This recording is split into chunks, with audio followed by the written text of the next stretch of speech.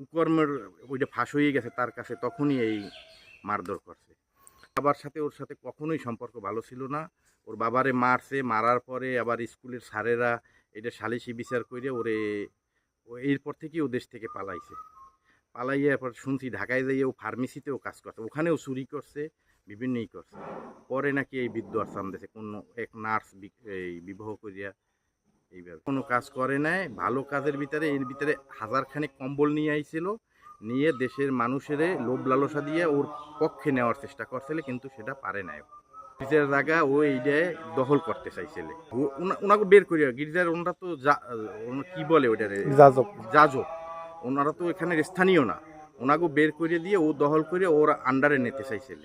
তো সবাই খুশি, এলাকাবাসী সবাই খুশি ওর এই কুকর্মে, কারণ আমাদের তো এটা এখন বদনাম হয়েছিল। এই বদনামটা থেকে আমরা বাঁচতে চাই, এই ওজা করছে।